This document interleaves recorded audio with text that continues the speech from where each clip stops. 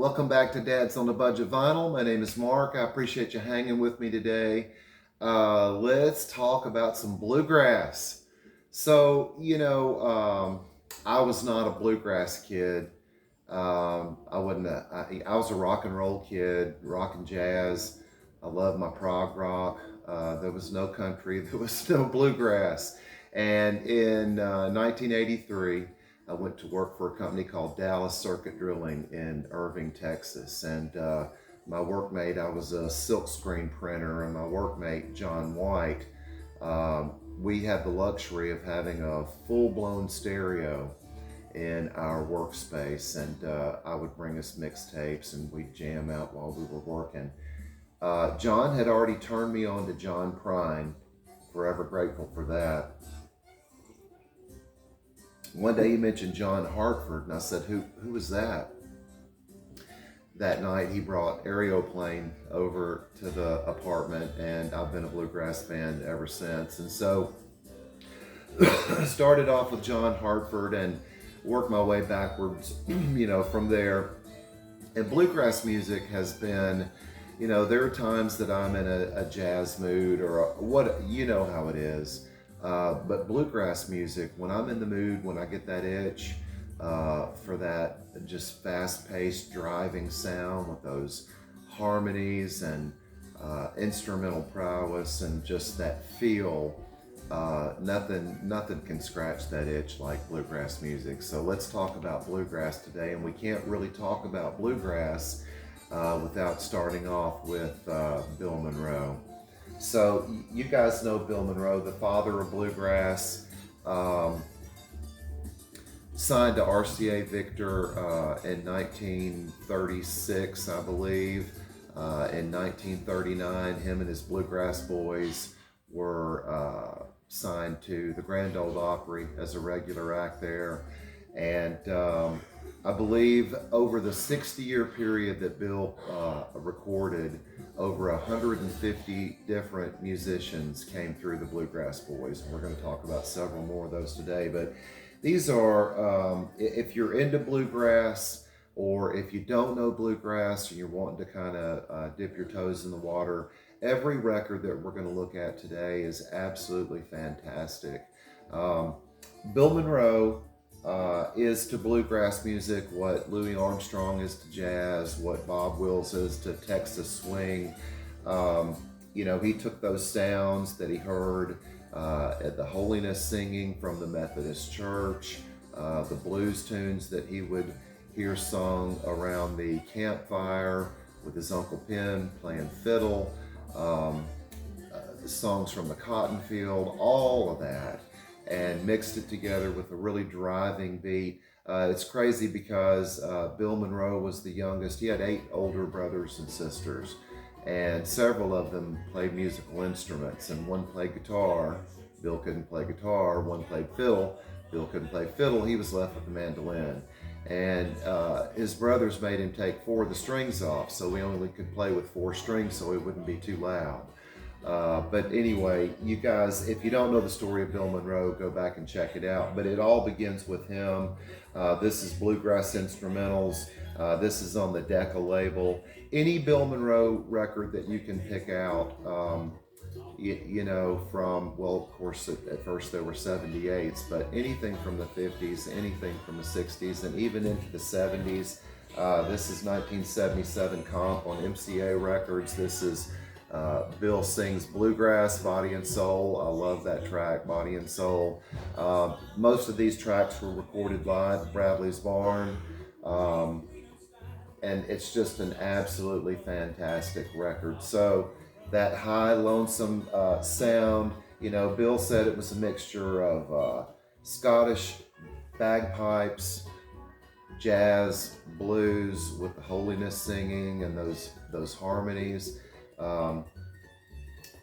Just became a wonderful, wonderful stew. All of those records are great, and that band was fantastic, but I think it really took on another dimension when Lester Flatt was brought aboard to the Bluegrass Boys in 1944. Lester Flatt was he was an adept bluegrass guitar player, but his rhythm just gave the music a new, even stronger drive. This is recorded live, Bluegrass Festival, Lester Flatt, with guest Bill Monroe, and this is absolutely fantastic. 1944, 1945, Earl Scruggs was brought aboard with that three-finger claw hammer style of banjo, which gave the music an even faster drive and an even another new dimension, like a gallop, like a horse gallop. But those high harmonies. This is Earl Scruggs live at Kansas State, and of course this features Vassar Clements, another Bluegrass Boys alumni, Earl Scruggs, and then Randy and Mark on bass and piano. But this is a fantastic record, and the version on here of Foggy Mountain Breakdown, absolutely fantastic. So Flatt and Scruggs, any one of the Earl Scruggs records, any one of the Lester Flatt records, any one of the Flatt and Scruggs records. This is Foggy Mountain Jamboree. This is on Columbia Records. This is a Columbia One Eye. But these things are, I mean, you can find them in the wild really cheap, and they're all fantastic. They all sound fantastic. And this is another great record. Jimmy Martin, another Bluegrass Boy alumni. I love Jimmy Martin. His is the first voice that you hear on the Circle, Will the Circle Be Unbroken record in 1974. But just always jovial, just a effervescent personality, and his guitar playing just has a particular sound to it. It's always front and center in the mix on most of his records. This is Jimmy Martin, the King of Bluegrass, Me and Old Pete, and it's dedicated to one of his hound dogs, Pete, Old Pete, and that's a great record too. Just fun, but I mean the instrumentation is absolutely fantastic. The Stanley Brothers. So there for a while, Carter Stanley played guitar in Bill Monroe's band, while the Stanley Brothers had taken a bit of a hiatus for a while. But this is Ralph and Carter Stanley. This is, you know Ralph Stanley. I believe most people remember his version of "Oh Death" from the "Oh Brother, Where Art Thou" soundtrack. But he's a fantastic banjo player. His voice is just, it's, other than, well, all of these guys, one of the main voices of bluegrass, and their harmonies together. This record has got Nobody's Business. I love that track. It just leaps out of your stereo, and it's recorded live. And generally when these guys would play live, things would get even faster than they were in the studio, and they just tear through it, and it's absolutely fantastic. Next up, let's talk about that record, Will the Circle Be Unbroken? Let's go ahead and take this one out because it's gorgeous.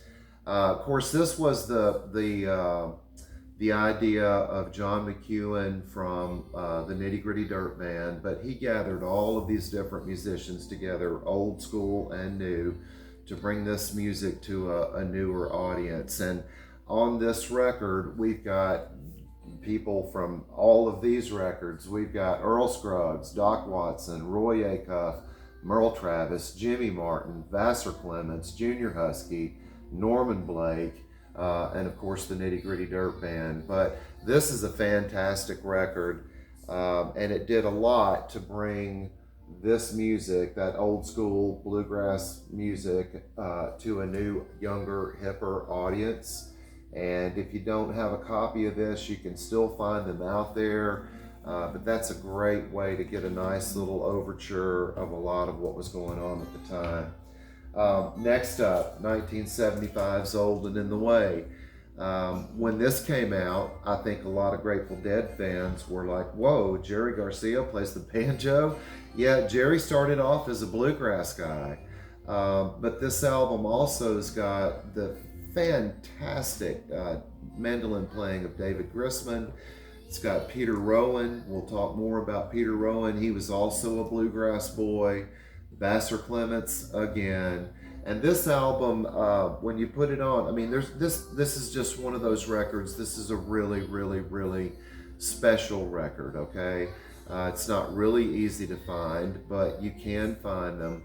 But the music is just absolutely fantastic. The musicianship is incredible. It's taking these records and these sounds in a whole new level because, of course, you know, David Grisman had come from Earth Opera with Peter Rowan, both of them bluegrass rooted musicians, but very much into the psychedelia and rock and roll of the day. So they're taking things in a new direction. Vassar Clements, whose name is on so many of these records, fiddler immaculate. But the music just crackles and pops, and it's wonderful and old and in the way. It's got that high lonesome sound for a bunch of hippies. It's pretty dang good. That's 75. We skipped one. Mule Skinner, 1974. So the idea was a television program where you would bring the old and the new together. So Bill Monroe and his Bluegrass Boys would play a set, and then a younger band that was put together, Richard Green, violin, another bluegrass boy, Peter Rowan again, another bluegrass boy, Clarence White, David Grisman, and Bill Keith, another bluegrass boy. So you've got fiddle, guitar, well, anyway, absolutely fantastic. These guys would play a set, younger guys, and then Bill Monroe would play the second set. Bill Monroe's bus broke down. They weren't able to make it. Mule Skinner did the live set by themselves. It was so good that somebody suggested that they make a record, and of course they did. The brilliant Clarence White, his guitar playing is absolutely immaculate. The fiddle playing of Richard Green, the mandolin playing, everything about this record just pops out. And it sounds so good. It just like this, it just kind of crackles and sparks and has a life of its own. Mule Skinner, if you don't know this, check it out. 1976, Tony Rice's first solo record. Tony Rice, flat picker extraordinaire, but a wonderful voice, wonderful songwriter. Listen to the names that are on this. So you've got Tony Rice, you've got J.D. Crowe, you've got Jerry Douglas, Richard Green again on violin, you've got Darrell Anger on violin, you've got David Grisman on mandolin. This album is fantastic, and they only really get better from here. So this is his debut, and this was on, is this Flying Fish or Rounder? Because everything was Flying Fish or Rounder. And I'm sorry to say that I don't, this is Rounder Records, 0085. We'll have another video about Rounder Records and Flying Fish Records. Hats off to both of those labels, but this album is fantastic. And it's taking this new music, or it's drawing on these traditional, almost ancient sounds, and pushing them in a new direction with new flourishes and a new vibe and a new feel, a new generation. Tony Rice, fantastic. Ricky Skaggs. Ricky Skaggs first played with Bill Monroe when he was 6 years old. Surely you know Ricky Skaggs. Mandolin, guitar, banjo, fiddle. Is there anything that he can't play? And he's still touring today, these days, with Kentucky Thunder. I believe they came through North Alabama last year and or earlier this year.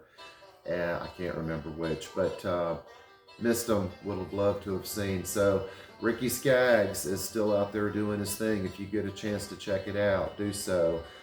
This is also on Rounder Records. What do you know? But listen to who's on this. Peter Rowan, Jerry Douglas, Ricky Skaggs, of course. Let's see, the Watson, or the White sisters, Sharon White, Buck White plays piano. Anyway, Fantastic record. And all of these earlier records, well, any one of the Ricky Skaggs records, there was a period in the 80s when things got a little bit commercial, but we won't go there, right? But this is another one of those fantastic records, and Ricky Skaggs is another one of those that if you see one of his records in the wild, pick it up. This is where things really kind of begin to change, I think, within the bluegrass world. This is David Grisman's The Rounder record. David Grisman had wanted to get together with Rounder to do a traditional bluegrass record, and it took a while to get it together and to make it happen, but they did. And this record is absolutely fantastic. I love that. I love that photo. So David Grisman's musicianship is otherworldly. I mean, it just is. He can play jazz, he can play gypsy jazz, he can play swing music, classical music, bluegrass music. There's really nothing that he can't do on the mandolin. And this record is pretty much straight ahead bluegrass, but it's bluegrass with an edge. There's no doubt about it. Opus 38, Waiting on Vassar, Ain't Broke But I'm Badly Bent, Boston Boy, wow. So anyway, and again, so we've got David Grisman, Tony Rice, Vassar Clements, Bill Keith on banjo, Jerry Douglas dobro, Ricky Skaggs, Todd Phillips, Buck White again. This is a fantastic record, and on the back there's a really cool interview with David Grisman about how they put the record together and what their inspirations were, and that type of thing. But this is another fantastic record. Gotta have it. All right, let's talk for a moment about Norman Blake. So that aeroplane record, that John White turned me on to. Tut Taylor on dobro, Norman Blake on guitar and mandolin, Vassar Clements on violin, and John Hartford on guitar and banjo and fiddle. And Norman Blake, this is Rounder Records 0068, and this is Whiskey Before Breakfast. This is Norman by himself with the guitar. I don't think there's anybody else on it. Charlie Collins comes in and plays second guitar, I think, on 2 tracks. But this is absolutely, and I want to read this real quick. I went out to get Kentucky Fried Chicken coffee and told Norman when he was playing too fast. All in all, we had a good time making this record. Hope and pray that the stars above, everyone likes the music. That was Nancy, and so his wife Nancy Blake. But Whiskey Before Breakfast, fantastic record, again on Rounder Records, recorded really, really well. The care that Rounder is to bluegrass music what Blue Note is to jazz. Just a lot of care goes into the recording and the engineering of these, even though the music is very, it's just a guitar and voices, but it's recorded really, really well. Norman Blake, Whiskey Before Breakfast. Doc and Merle Watson, we talked about Freight Train Blues, I think, whatever the record was, I can't remember. I love that record. I wanted to grab this one because it's got a really good photo of the two of them. That's Doc, of course, on the right and Merle on the left. Not long after this record was recorded, Merle was killed tragically in a tractor accident. But Doc and Merle had been playing for a while at this time, of course, father-son. You guys know Doc Watson, his picking style, which is just immediate. You hear it, it's immediately recognizable. That's Doc. His voice, which is the same way. And then Merle, of course, which was an adept picker as well. This is a fantastic record. This is The Lonesome Road. It's a little bit more commercial than some of their earlier recordings, but it's still fantastic. Any Doc and Merle that you can pick up, grab it. Any Doc Watson that you see that you can pick up, grab it. But Doc and Merle are fantastic. John Hartford, we talked about Aeroplane. I want to talk about another record. This is Tree Canoe, 1984. This is a straight ahead bluegrass record. This was about the time, if you'd go see John, he'd be by himself with his banjo, guitar, fiddle. He'd have his amplified plywood. He'd be doing his clogging thing, adding his own percussion. But this is an in the studio, recorded at Cowboy Arms. You've got Cowboy Jack Clement on dobro. On some of the tracks, you've got the inimitable Mark Howard, who's just so important to this scene at this time, whether he's playing or producing or engineering. And then, of course, you've got Roy Husky and then John Hartford. This is Tree Canoe. Like I said, straight ahead traditional bluegrass, but listen to who all's on it.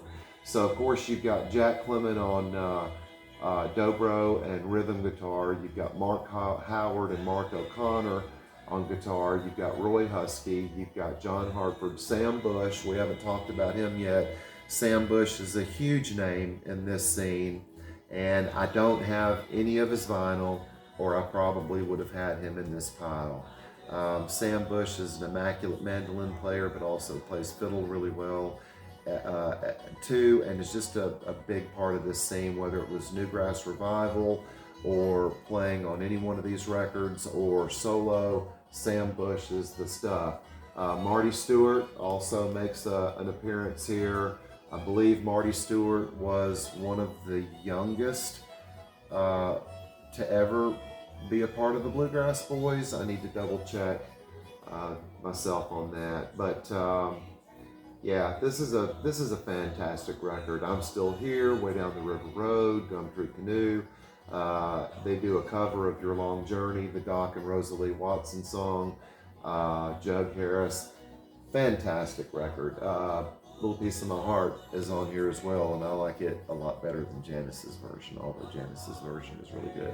But this is a fantastic record if you get a chance to pick it up. And of course, it's on Flying Fish and Rounder Records, Flying Fish, either way.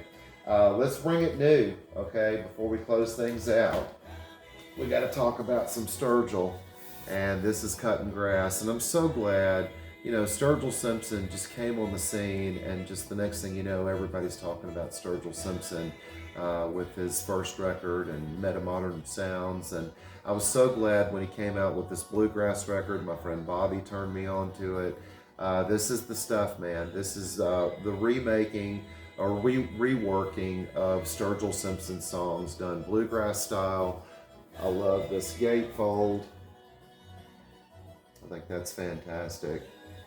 And then you got the band hanging out in the back. This is the Butcher Shop Sessions, and this is Cutting Grass Volume 1. This is absolutely fantastic. I was thrilled when I put this on the stereo. It sounds so good. The music is so good. Sturgill's voice, man. Oh, yeah. And then the instrumentation is fantastic. So this is definitely worth checking out. And then last but not least, my favorite purchase of the last couple of weeks.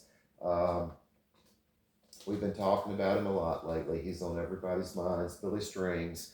And man, what he's done to get people interested in bluegrass music again, I think is just absolutely fantastic. But this is Me and Dad.